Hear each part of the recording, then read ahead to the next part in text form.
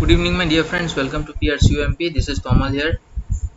Today's session is regarding the alignment. Today's session is regarding the merging of two or more cells. Like when we write something like I am feeling cool tonight, and will be having a glass of wine. So I have written this particular thing. Now see, this is not in a single cell.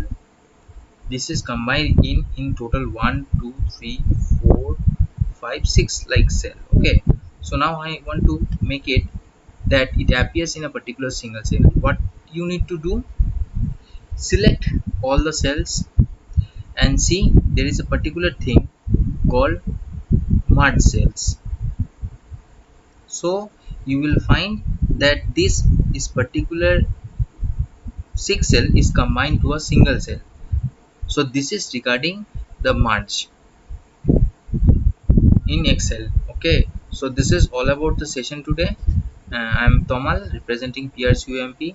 The official website is prccump.org.in. Call is 8420879115. Email is jastomal6@gmail.com. Thank you for being with us and stay with us for more updates. Thank you.